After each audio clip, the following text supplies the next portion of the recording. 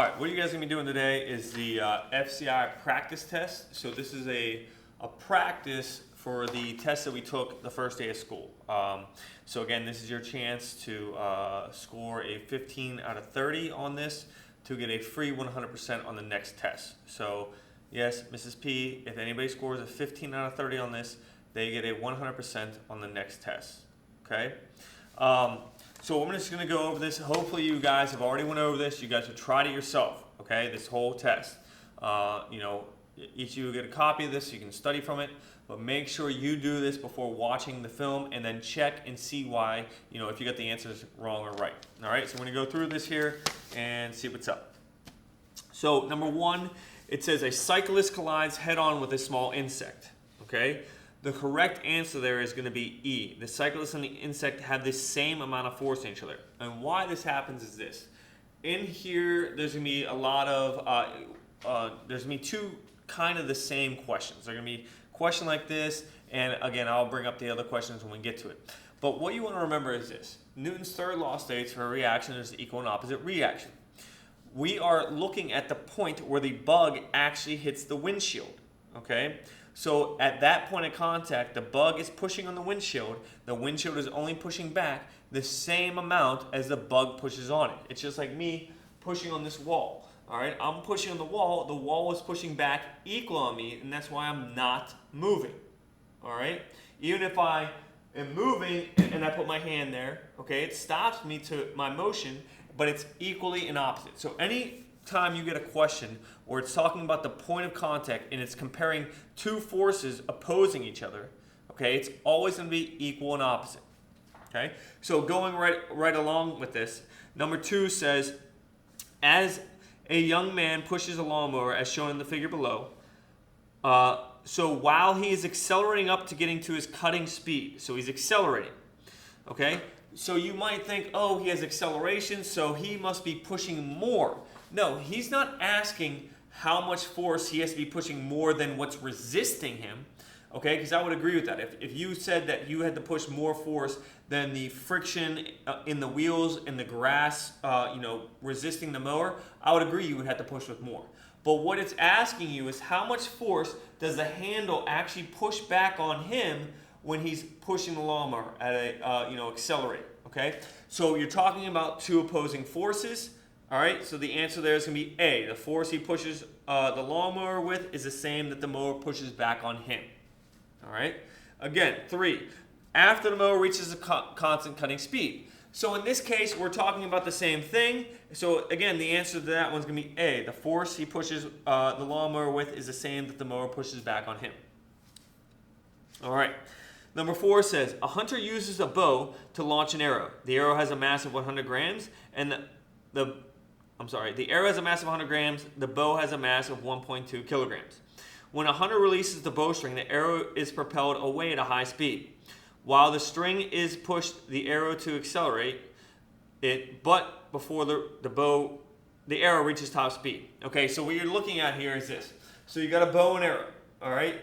Right when you release it, the string is pushing on the arrow, okay? How much is the arrow pushing back on it? Oh, we're talking about a contact point. In other words, two opposing forces. So again, that's going to remain the same thing here, where E, they exert the same amount on each other. Okay?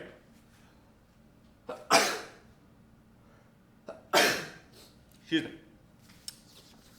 So again, those all had the same concept. Equal and opposite forces are always going to be equal. Okay? So number 5, here's where it gets a little bit different because I'm not talking about equal and opposite forces. I'm talking about a force in something that's opposing it. So number 5, you have an airplane taking off vertically. Okay?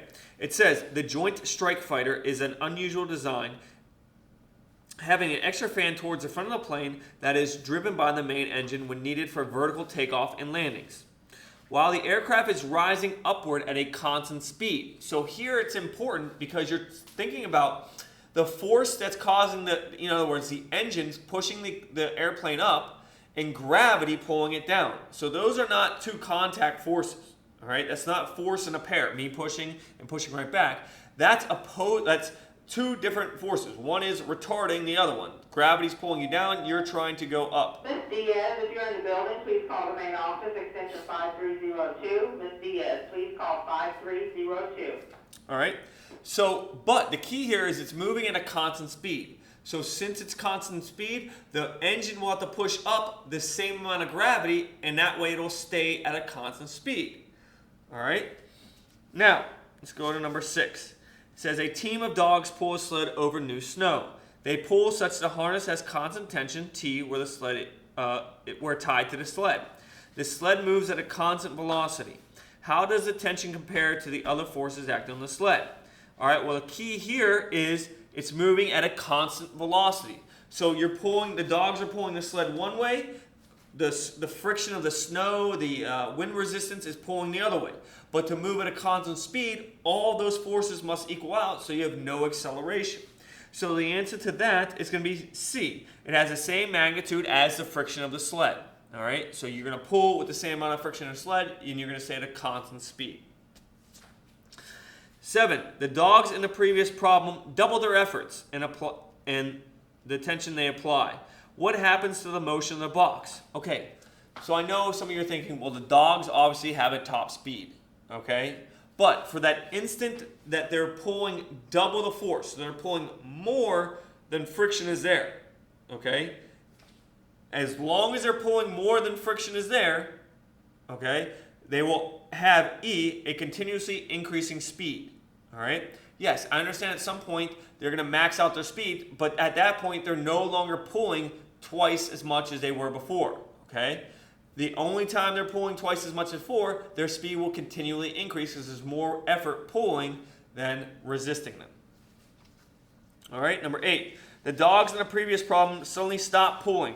The sled does what? Well, if they stop pulling, all right, the sled's not going to come to an immediate stop, but it's going to take friction some time to slow it down, but it'll eventually come to a stop. So the answer is C, immediately starts slowing to a stop. Not immediately stops, but immediately starts slowing to a stop. All right? Number 9. So we're going back to the airplane that takes off vertically. This one's different here. It says, while the aircraft is now accelerating up, what are the forces? So it's now lifting off, but speeding up. So in this case, you're talking about the airplane force going up and gravity pulling back down. So what you have to think about is you're accelerating, so you need more force pushing you up than that's holding you down. So in this case, it's going to be A. The reaction force of the air on the engine and fan is greater than the weight of the airplane. Weight is the force of gravity, and the airplane fan and engine is pushing it up. So that one has to be greater than the weight of the plane. 10. A rubber ducky is resting in a partially filled bathtub. Consider the following forces. 1, the weight of the ducky. 2, the buoyancy force exerted by the bathwater. 3, an upward buoyancy force caused by the air pressure. Which of the forces are acting on the rubber ducky? Well, number 1, is there weight? Yes, every object has weight, so number 1's there. 2, the buoyancy force exerted by the bathwater. What's holding it there? The water's holding it there, so that one makes sense. An upward buoyancy caused by air pressure? No, that's not there. So it's going to be B, 1 and 2. All right, 11. Despite a very strong wind, a baseball player manages to hit a baseball so that the ball passes over the shortstop and lands in the outfield. Consider the following forces. 1, a downward force of gravity. 2, a force exerted by the bat. And 3, a force exerted by the air. All right, which of the following forces are acting on the baseball after it left contact with the bat but before it touches the ground? So that's a key. You're looking at it after it leaves the bat. All right, so the answer to that is only going to be, well, let's think about it. 1, is gravity on it? Yeah. What about a force by the bat? No, because we're looking at it after it hit. So no number 2. 3, oh, well, it said it was windy, so is there going to be air resistance? Yeah. So the answer to that is 1 and 3, which turns out to be C. Okay, so the answer to that is C. Now, number 12. It says, in a cathode ray tube, television, electrons are ejected from a hot filament at the back of the tube and accelerated by a strong electric field. Once they reach their high speed, they coast through the near vacuum inside the tube from left to right. They are deflected upward by a constant force, F equals QE, created by another electric field that does not change their left to right velocity. Ignore gravity. The force of this second electric field lasts until the electron reaches point C, still inside the vacuum tube. All right, so what this means is you have, let me draw it.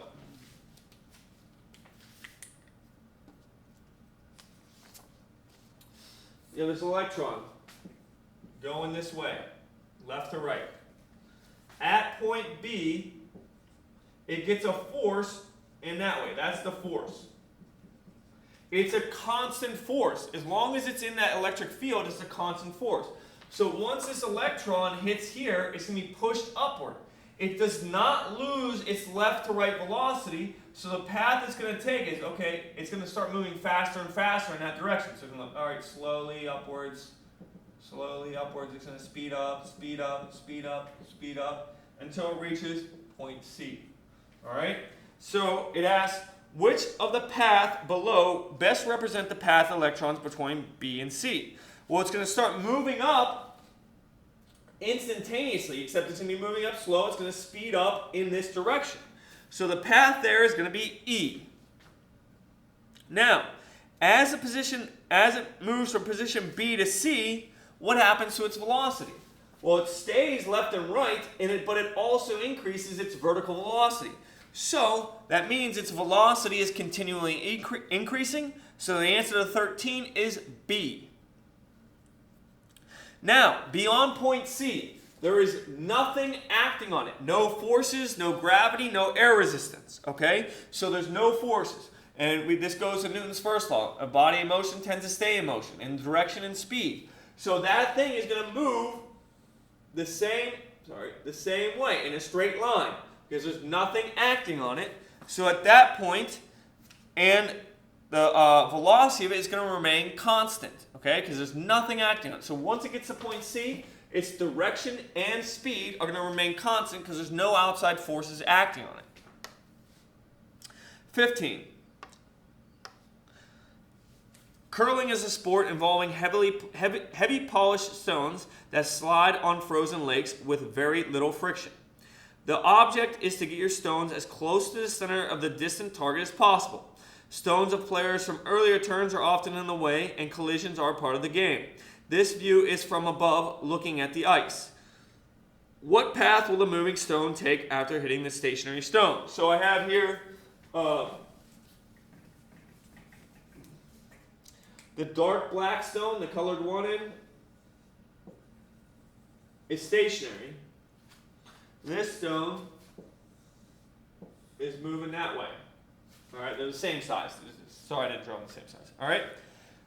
So the difference between this and the last one is the last one, the electron one, the force was the entire time. Keep pushing on. This is a one-time force, and they're going to hit and separate. Okay. So what's going to happen is this is going to slam into here, and it's going to go off in a straight line. Okay. So it's going to come in, hit, and go off in a straight line because after they touch, there's nothing acting on them. Okay. There's nothing acting on them. So the path it's going to take is B. So 15 is B. 16 says, along the nearly frictionless path you've chosen in 15, the speed of the stone after the collision with the stationary stone is, well, since they say it's nearly frictionless, you can say it's nearly constant because there's nothing else. No friction, no change in speed. So it's constant direction, constant velocity. Along the frictionless path you've chosen in 15, the forces acting on the stone after collision are, okay, well, think about it. If it says no friction, don't count friction, nearly frictionless, all right? Well, is there gravity? Yeah, there's gravity. Well, what else is there? Oh, there's a normal force of the ice pushing it up. So that one would be D. 17 would be D, a downward force of gravity and an upward force exerted by the surface. All right? Now, we're back to the cathode ray tube one. 18, the cathode ray tube. All right? That one looked like this. B, C. All right? Remember that we said that the force goes away, so there's nothing acting on it. So at that point, it's going to continue in a straight line. So the answer there is going to be C. So 18 is C. All right, 19. A rectangular car rounds a turn on a cold day. The car reaches a spot of ice at the point shown while moving left to right. What does the path of the car take after losing all traction? I know we haven't talked about circular motion yet, but anytime you're moving in this circular path, your instantaneous velocity is always tangent to the circle. It's always tangent to the circle. All right, whatever way you're moving, it's always tangent. Okay? So that, I mean, you can just remember that for the quiz, even though we haven't really gone into that yet. Okay? But just remember that. So when he hits ice, the only line that's tangent to the circle up there is going to be C. So that's going to be the answer to 19. 20 has the same thing. So you're looking down on a guy swinging a hammer. So he's going around in a circle and he's going to release it. All right, release the hammer. What is the only path that travels tangent to the circle? Well, the only path that travels tangent to the circle is B. So 20 has to be B. All right. A Hot Wheel car makes a turn on a horizontal track at a constant speed. The view is shown from above. The car is moving to the left. All right. Consider the following forces. Is there gravity? 2. A force from the track on the side of the car directed towards the center of the circle. A thrust pushing the car forward. A force pointing from the center outward along a radius. A force from the track pushing the car up. Well, let's think about it. Let's go through number 1. Gravity. Is there gravity there? Yes, so we'll leave 1 up. Number 2. A force from the track on the side of the car directed towards the center of the circle. Yes, that side wall. Think about when you do Hot Wheels. What's it ride? It rides that side wall to keep it in a circle. Because if the wall wasn't there, it would go straight. So number 2 is there. All right, so we got 1 and 2. A thrust pushing the car forward. Well, does the car have an engine? No, it's a Hot Wheels car. It's just going around. All right. So no number 3. Number 4, a force pushing the car outward along the radius. No, there's nothing pushing the car outward, or else it would go out of the circle. All right, no force. A force on the track pushing the car up. Well, it's sitting on the track, so the track is holding it there, so number 5. So the answer would be B, 1, 2, and 5. All right. The figure below shows a roller coaster at point P, rolling down a circular concave up section of track with a center of the turn at point C. From the following list of forces, which ones are on there? So I have 1, downward force of gravity, 2, the normal force of the track exerted pointing from P to C, a force in the direction of the roller coaster's motion, and a force pointing from C to P. So when we're looking at it, let's go through it. Is there a downward force of gravity? Yeah, gravity's pulling the roller coaster down. 2, a normal force exerted from the track pointing from P to C. Yeah, because pointing from P to C would be the normal vector, so there would be a normal force because the track is holding it there. So 1 and 2 is good. All right, let's see. A force in the direction of the roller coaster's motion. No, there's no engine on the car. It just goes down the hill because of gravity. A force pointing from C to P. Nothing's pushing it outward. There's no imaginary force there, so it's just 1 and 2. So the answer to that is B, 1 and 2. All right, 23. A marble rolls on the top of the table as shown in the figure below. Which of the suggested paths is correct? All right, so a marble rolls off a table. Which one's it going to follow? If you look at that, it's the only one that follows a curved path that starts falling immediately, which is going to be B. So 23 is B. All right, next thing is we have an airplane flying to the left, and you're going to have to figure out which path it goes. I know some of you are going to say E because you're like, oh, well, the plane flies in front of the bomb, obviously. No. You got to imagine that the plane is going to continue moving. This is just a picture. So as the bomb falls, so the plane is moving this way, it has a bomb on it. When the plane is moving, the bomb inherits that velocity. When you're on something on a plane, you're moving as fast as a plane. So when it drops, okay, it's going to actually fall and stay at the same rate, okay? Now, again, in real life, there's air resistance. It doesn't really happen, okay?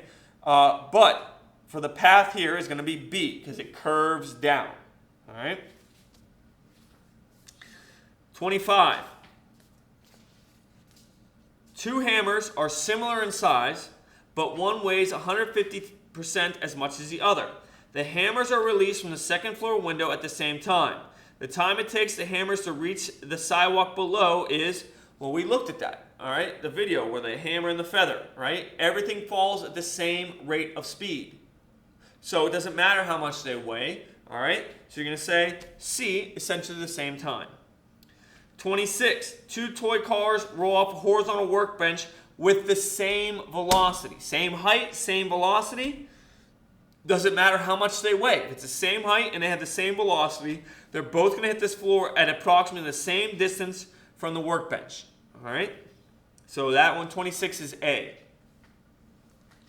27, a juggler throws a mallet straight up. Which statement accounts for all the significant forces on the mallets after leaving his hand and before he catches it?